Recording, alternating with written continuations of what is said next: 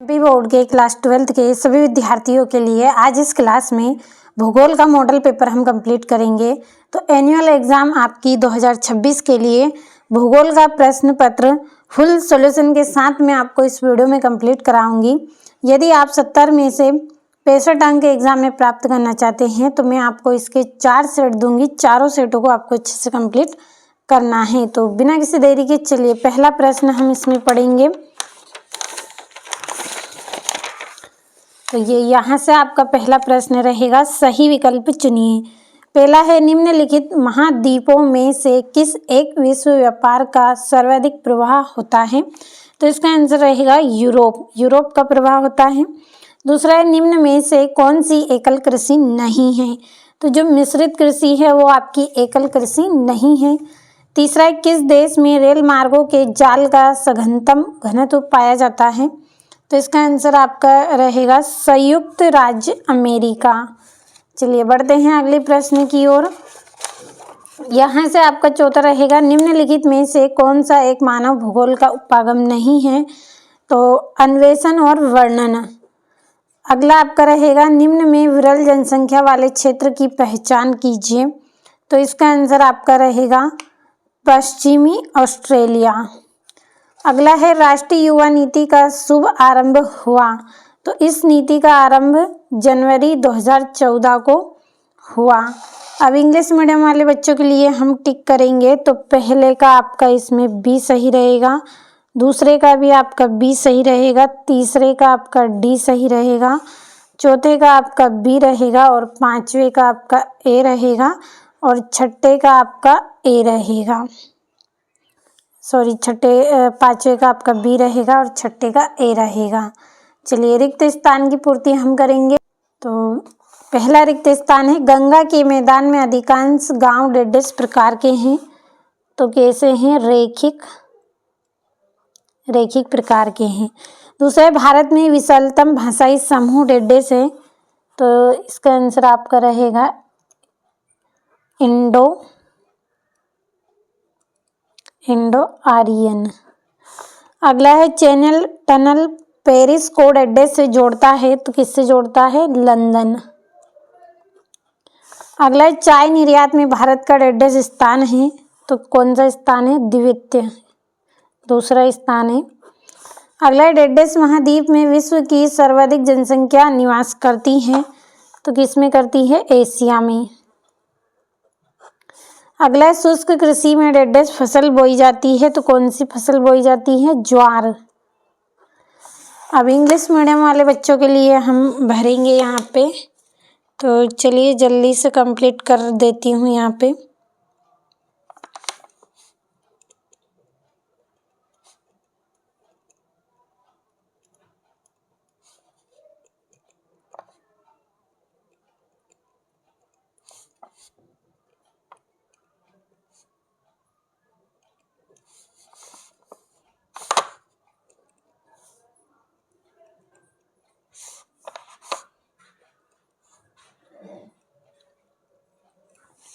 तो ये हो गए हैं इंग्लिश मीडियम वाले बच्चों के लिए कंप्लीट।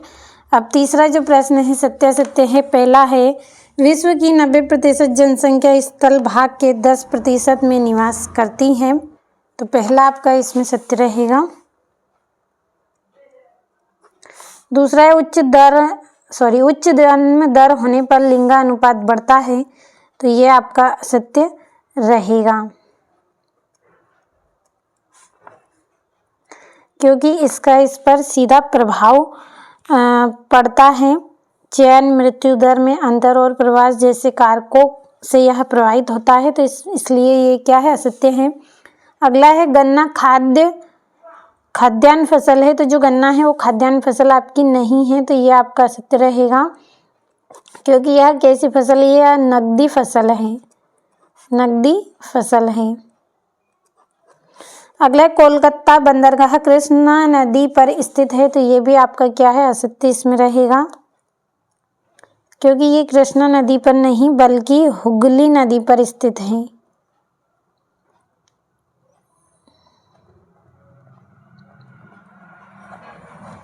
अगला है, चीनी सूती वस्त्र एवं वनस्पति तेल उद्योग स्वच्छ उद्योग हैं। तो ये आपका असत्य रहेगा, क्योंकि ये वे उद्योग है जिनमें क्या है, कच्चे माल के स्रोत होते हैं जो बाजार से बंधे होते हैं। तो इसलिए ये क्या है, स्वच्छ उद्योग आपका नहीं है। ये क्या है, कम प्रदूषण फैलाने वाले उद्योग होते हैं। अगला है आपका, दो देश के बीच व्यापार को स्थानीय व्यापार कहते हैं। तो ये आपका यहाँ पे असत्य रहेगा।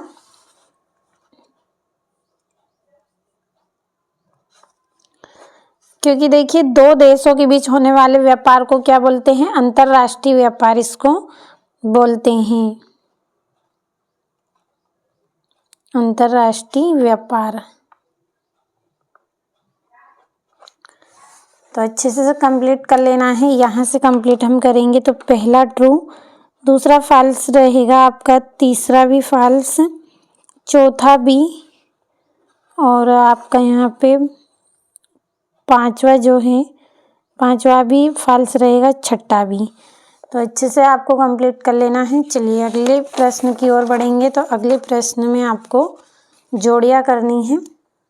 तो पहली जोड़ी है कृषि, कृषि की जोड़ी रहेगी प्राथमिक क्रियाएं। दूसरी है भारत की प्रथम संपूर्ण जनगणना, तो 1881। तीसरी है सर्वाधिक ग्रामीण जनसंख्या, तो बिहार में है। और तकनीशियन डॉक्टर शिक्षक, तो इसकी जोड़ी रहेगी आपकी चतुर्थ क्रियाकलाप। और राष्ट्रीय युवा नीति, इसकी जोड़ी आपकी रहेगी 2014। तो ये हो गई जोड़ियाँ। यहाँ से चलिए नंबर डाल देती हूँ इन पर। तो पहली, दूसरी, तीसरी, चौथी और ये वाली पांचवी। अब एक वाक्य में उत्तरों की ओर हम बढ़ते हैं। तो पहला आपका रहेगा, कोई दो प्रमुख रेशेदार फसल कौन कौन सी हैं। तो रेशेदार फसल आपकी रहेगी कपास, और दूसरी फसल क्या रहेगी, जूट। अगला है, भोपाल मध्य प्रदेश का किस प्रकार का नगर है। तो भोपाल झील नगर है। कैसा नगर है ये, झील नगर है, झील नगरी है। अगला, विश्व व्यापार संगठन कब बनाया गया था। तो 1995 में बनाया। अगला, किसी व्यक्ति या व्यक्तियों के समूह द्वारा अपने निवास स्थान का स्थायी परिवर्तन को क्या कहा जाता है। तो इसको प्रवास कहा जाता है। अगला आपका रहेगा इसमें, महामार्ग किस प्रकार की सड़कें हैं। तो पक्की सड़कें हैं, पक्की सड़कें। अब चलिए इंग्लिश मीडियम वाले बच्चों के लिए भी मैं यहाँ पे जल्दी से भर दूँगी, तो आप अच्छे से सभी प्रश्नों को कंप्लीट करें। भरोसा रखें, यहाँ पे एक भी प्रश्न आपका रॉन्ग नहीं जाएगा। पूरे क्वेश्चन आपके इसी में से रहेंगे। जितनी तैयारी करवा रही हूँ, केवल आपको कंप्लीट करते चलना है इनको, और ज़्यादा आपको सोचना नहीं है। ऐप का सब्सक्रिप्शन आप जल्दी से लीजिए, आपको वहाँ पे पूरी प्रॉपर तैयारी हम करवा रहे हैं। 100% आने वाले क्वेश्चन आपको दे रहे हैं, और उसके लिए हमने थोड़ी सी फीस रखी है। ज़्यादा फीस भी आपसे नहीं ली है, केवल मेहनत की है, केवल इसीलिए आपसे थोड़ी फीस ले रहे हैं। तो आप भरोसा रखें, ऐप का सब्सक्रिप्शन नहीं लिया है तो जल्दी से ले। इस वीडियो के डिस्क्रिप्शन में आपको लिंक मिलेगी, लिंक को आप चेक कर लीजिए किस तरह से आपको सब्सक्रिप्शन लेना है, पूरी जानकारी आपको मिल जाएगी। और ये यहाँ से सभी प्रश्नों का स्क्रीनशॉट आप ले, क्योंकि PDF के थ्रू मैं आपको प्रश्न और आंसर दोनों एक्सप्लेन करूँगी। तो आज की यह जो क्लास है आपके लिए बहुत ही इम्पोर्टेंट होने वाली है। चलिए बढ़ते हैं अगले प्रश्न की ओर। तो ये यहाँ से आपका 17वां प्रश्न है, 18वां है, यहाँ से ये आपका 19वां प्रश्न है, और ये यहाँ से आपका 8वां है, और ये 20वां प्रश्न है आपका। कंप्लीट अच्छे से करिएगा आप पूरे प्रश्नों को। यहाँ से ये आपका इसमें चित्र दिया गया है, ये इस तरफ से आपका ये मैप है, दोनों तरफ से बता रही हूँ आपको। ये इस तरह से और ये यहाँ से। तो चलिए अब सॉल्यूशन की ओर हम बढ़ते हैं। तो ये छठा है, कुंवारी इसी सैंपल के अनुसार मानव भूगोल की परिभाषा लिखिए। तो कुंवारी इसी सैंपल के अनुसार मानव भूगोल वह विषय है जिसमें मनुष्य और उसके प्राकृतिक वातावरण के पारंपरिक संबंधों का अध्ययन किया जाता है। तो अच्छे से स्क्रीनशॉट ले सभी प्रश्नों का। यहाँ से अगला, मानव भूगोल के विषय क्षेत्र के कोई 2 बिंदु लिखिए। तो मानव और प्रकृति के संबंध का अध्ययन, मानव गतिविधियों का स्थानिक अध्ययन। 7वां प्रश्न हम पढ़ेंगे, जनसंख्या वृद्धि को निर्धारित करने वाले कारक। तो पहला है जन्म दर, दूसरा है मृत्यु, तीसरा है प्रवास। जन्म दर के अंतर्गत है किसी क्षेत्र में एक निश्चित समय में होने वाले जन्मों की संख्या जनसंख्या को बढ़ाती है। अधिक जन्म दर होने पर जनसंख्या तेजी से बढ़ती है। मृत्यु दर के अंतर्गत है यदि मृत्यु दर कम होती है तो जनसंख्या में वृद्धि होती है। चिकित्सा सुविधा के विकास, मृत्यु दर में कमी आएगी। और प्रवास के अंतर्गत लिखेंगे किसी क्षेत्र में लोगों का आगमन होने से वहाँ की जनसंख्या बढ़ती है जबकि पलायन से घटती है। तो ये हो गया आपका 7वां प्रश्न। यहाँ से इंग्लिश मीडियम वाले बच्चे आप स्क्रीनशॉट लीजिए और इसका अथवा आपका रहेगा अशोधित जन्म दर से क्या अभिप्राय है, इसका सूत्र लिखिए। तो किसी वर्ष में प्रति 1000 जनसंख्या पर होने वाले जीवित जन्मों की संख्या को अधिशोषित जन्म दर कहते हैं। और यहाँ पे सूत्र दिया गया है आपको ये इस तरह से, तो कंप्लीट अच्छे से कर लेना है आपको। आपका 8वां प्रश्न है, प्रवास के प्रतिकर्षक कारकों से कोई दो यहाँ पे कारक बताने हैं। तो प्रवास के प्रतिकर्षक कारक वे कारक हैं जो व्यक्ति को अपना स्थान छोड़ने के लिए मजबूर करते हैं। पहला है बेरोजगारी की समस्या, दूसरा है गरीबी और आर्थिक कठिनाई। तो ये 2 कारक हैं, बेरोजगारी की समस्या और गरीबी और आर्थिक कठिनाइयाँ। यहाँ से आपका 9वां प्रश्न रहेगा, मानव विकास के 4 स्तंभ के नाम लिखिए। तो पहला है समानता, सततता, उत्पादकता और सशक्तिकरण। क्या है? समानता, सततता, उत्पादकता और सशक्तिकरण। 9वां है रोपण कृषि के कोई 2 विशेषता लिखिए। तो रोपण कृषि एक ही फसल बड़े क्षेत्र में उगाई जाती है जैसे चाय, काफ़ी या रबड़। ये क्या है? एक ही फसल है और काफ़ी बड़े क्षेत्र में उगाई जाती हैं। दूसरा, इसमें उत्पादन आधुनिक तकनीक से किया जाता है और फसल मुख्यतः निर्यात के लिए ही होती हैं। अगला है आपका कृषि आधारित उद्योग के नाम। तो सूती वस्त्र उद्योग, चीनी उद्योग। ये क्या है? सूती वस्त्र उद्योग और चीनी उद्योग कृषि आधारित उद्योग हैं।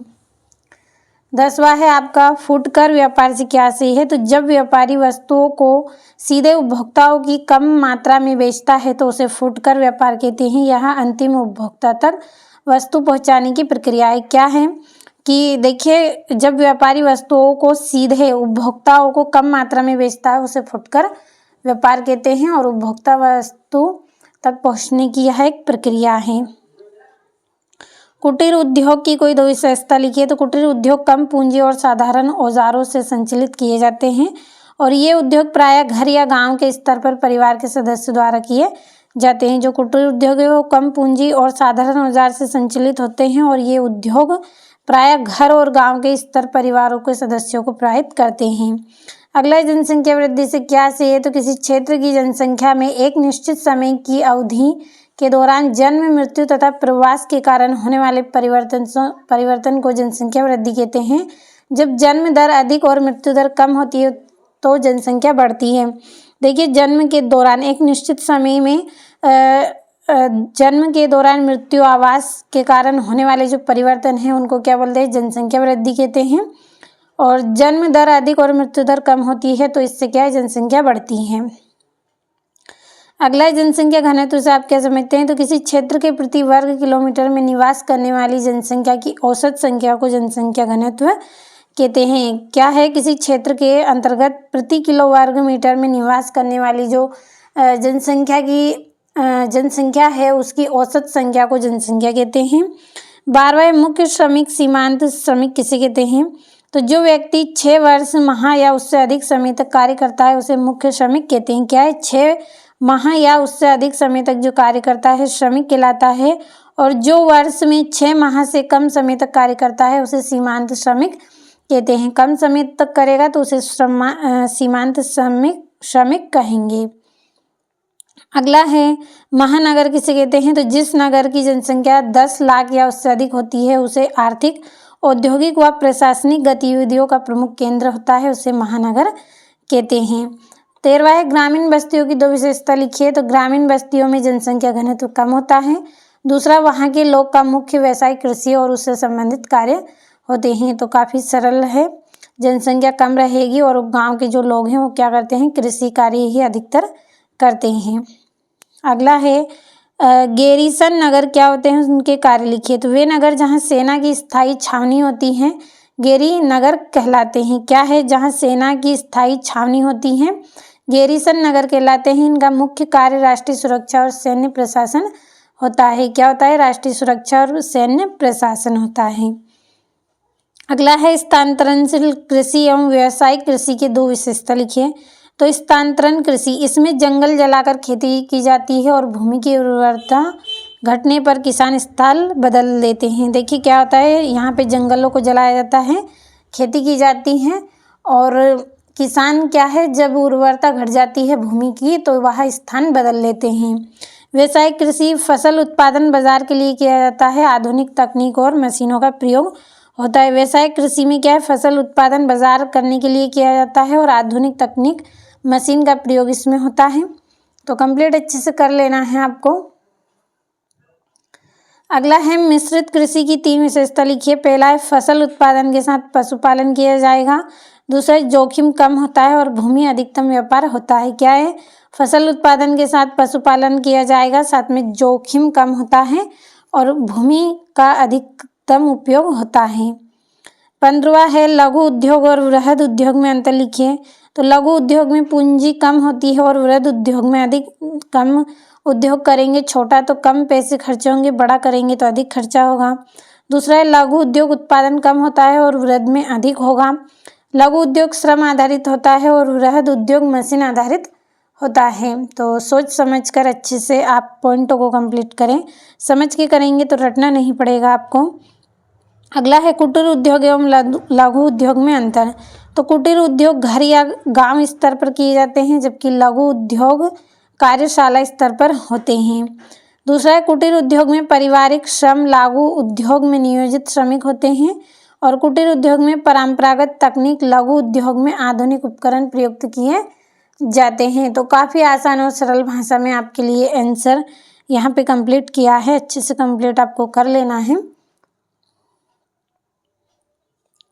16वां भारत में जनसंख्या की वितरण एवं घनत्व को प्रभावित करने वाले 3 भौगोलिक कारक। पहला है जलवायु, अत्यधिक गर्मी या ठंडी जलवायु क्षेत्रों में जनसंख्या कम होती है। अत्यधिक गर्मी या ठंडी जलवायु वाले क्षेत्र में जो जनसंख्या है वो कम होती है, जबकि समशीतोष्ण जलवायु क्षेत्र में अधिक होती है। दूसरा है उपजाऊ मिट्टी, उपजाऊ जलोढ़ मिट्टी वाले क्षेत्रों में कृषि अच्छी होने से जनसंख्या घनत्व अधिक होता है। तीसरा है जल की उपलब्धता, नदियों और जल स्रोतों के पास जनसंख्या अधिक पाई जाती है। इंग्लिश मीडियम वाले बच्चों के लिए भी कंप्लीट है। अब यहाँ से हम इसका थोप बढ़ेंगे। भारत में जनसंख्या वृद्धि के 3 कारक समझाइए। पहला है उच्च जन्म दर। तो भारत में सामाजिक धार्मिक मान्यताएं, अशिक्षा तथा पुत्र प्राप्ति की इच्छा के कारण जन्म दर अधिक होती हैं। अधिक जन्म दर होने से जनसंख्या तेजी से बढ़ती है। भारत में क्या है, सामाजिक धार्मिक मान्यताओं के कारण और अशिक्षा होने के कारण भी क्या है, पुत्र प्राप्ति की इच्छा, लड़का होना चाहिए, इस इच्छा में क्या है अधिक मात्रा में वो क्या करते हैं, संतानों को जन्म देते हैं, जिससे क्या है अधिक जनसंख्या वृद्धि होती है। दूसरा है मृत्यु दर में कमी। चिकित्सा सुविधाएं, टीकाकरण, स्वच्छता और पोषण में सुधार होने से मृत्यु दर में कमी आई है, जिससे जनसंख्या वृद्धि हुई है। देखिए टीके लगवाए जाते हैं, चिकित्सक सुविधाएं हैं, स्वच्छता बढ़ गई है, पोषण मिल रहा है, तो क्या है जन्म दर में मृत्यु दर में कमी आ गई है। जो लोग हैं वो क्या है, व्यक्ति मर नहीं रहे हैं, तो जिससे क्या हो रही है, जनसंख्या बढ़ रही है। अगला है स्वास्थ्य एवं चिकित्सक सुविधाओं में सुधार।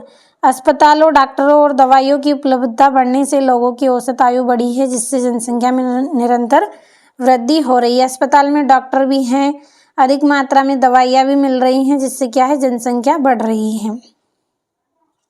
पूरी सुविधाएं मिल रही हैं तो क्या है जनसंख्या बढ़ेगी। 17वां है भारत में धान की खेती के लिए आवश्यक 3 भौगोलिक दशाएं लिखिए।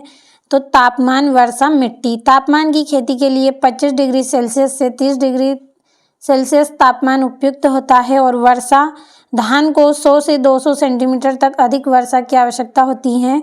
और मिट्टी उपजाऊ जलोढ़ मिट्टी धान की खेती के लिए सर्वश्रेष्ठ होती हैं। अथवा है सतत पोषणीय विकास को बढ़ावा देने के उपाय लिखिए। तो सतत पोषणीय विकास को बढ़ावा देने के प्रमुख उपाय निम्नलिखित है। पहला, प्राकृतिक संसाधनों का संतुलित उपयोग ताकि भविष्य की पीढ़ियां संसाधन सुरक्षित रहें। प्राकृतिक संसाधनों का उपयोग हमें आवश्यकता के अनुसार ही करना चाहिए ताकि भविष्य के लिए भी संसाधन उपलब्ध रहें। दूसरा, पर्यावरण संरक्षण के अंतर्गत प्रदूषण नियंत्रण और वृक्षारोपण को बढ़ावा देना चाहिए। प्रदूषण नियंत्रित करने के लिए क्या करना चाहिए? वृक्षारोपण को बढ़ावा देना चाहिए और प्रदूषण भी कम फैलाना चाहिए। और नवीकरणीय ऊर्जा का प्रयोग जैसे सौर एवं पवन ऊर्जा जैसी पर्यावरण सुरक्षित जिससे क्या है इनका प्रयोग करना चाहिए जिससे पर्यावरण भी सुरक्षित रह सके। 18वां है भारतीय कृषि की 4 समस्याएं समझाइए। तो भारत कृषि प्रधान देश है, फिर भी भारत कृषि अनेक समस्याओं से ग्रसित है। भारतीय कृषि की प्रमुख 4 समस्याएं निम्नलिखित है। पहला, भूमि जोतों का छोटा एवं बिखरा होना। भारत में अधिकांश कृषि के पास छोटी छोटी और बिखरी हुई भूमि होती है जिससे आधुनिक कृषि तकनीकों का प्रयोग कठिन हो जाता है और उत्पादन कम होता है। दूसरा है सिंचाई सुविधा का अभाव। भारत की कृषि आज भी मुख्यतः मानसून पर निर्भर है। पर्याप्त सिंचाई साधनों के अभाव, सूखा या अनियमित वर्षा होने पर फसलें नष्ट होती हैं। तीसरा है आधुनिक तकनीकें और साधन की कमी। कई किसान आज भी परंपरागत औजार और विधियों से खेती करते हैं। उन्नत बीज, उर्वरक और मशीन के अभाव से कृषि उत्पादन प्रभावित होता है। चौथा है प्राकृतिक आपदाओं पर निर्भर। बाढ़, सूखा, ओलावृष्टि और कीट प्रकोप जैसी प्राकृतिक आपदाएं फसलों को भारी नुकसान पहुंचाती है जिससे किसान की आय घट जाती है। तो स्क्रीनशॉट नहीं लिया हो तो जल्दी से स्क्रीनशॉट लीजिए। चलिए यहाँ से इंग्लिश मीडियम वाले बच्चे आप भी कंप्लीट कर लीजिए इनको। अब अगला आपका प्रश्न यहाँ से रहेगा, खनिज संसाधनों के संरक्षण के 4 उपाय समझाइए। खनिज संसाधन सीमित होते हैं इसलिए इनका संरक्षण आवश्यक है। खनिज संसाधन के संरक्षण के प्रमुख उपाय निम्नलिखित है। पहला, खनिज का नियोजित एवं विवेकपूर्ण उपयोग। खनन कार्य वैज्ञानिक और सीमित ढंग से किया जाना चाहिए ताकि खनिज लंबे समय तक उपलब्ध रहें। दूसरा है पुनः चक्रण। धात्विक खनिजों का पुनः उपयोग करके नए खनिज पर निर्भरता कम की जा सके। तीसरा, वैकल्पिक संसाधनों का विकास। खनिज के स्थान पर वैकल्पिक संसाधनों और नवीकरणीय ऊर्जा का प्रयोग बढ़ावा देना चाहिए। और सरकारी नियंत्रण एवं संरक्षण कानून। खनन पर सरकारी नियंत्रण तथा सख्त कानून से खनिज संसाधन का संरक्षण किया जा सकता है। तो कंप्लीट अच्छे से करें। यहाँ से इंग्लिश मीडियम वाले बच्चे आप भी इनको कंप्लीट अच्छे से करें। चलिए अगले प्रश्न की ओर हम बढ़ेंगे। तो ये आपके यहाँ पे इस वीडियो में मैंने आपको यहाँ पे सॉल्यूशन सहित आपको मैंने 18 प्रश्न बताए हैं। सभी प्रश्नों का आपने स्क्रीनशॉट लिया होगा तो अच्छे से कंप्लीट करें। और अगले वीडियो में मैं आपको इसी तरह से फुल सॉल्यूशन के साथ सेट भी बताऊंगी तो अच्छे से कंप्लीट करें। ऐप का सब्सक्रिप्शन जल्दी लें ताकि वार्षिक परीक्षा आप जल्दी से जल्दी कंप्लीट कर सकें।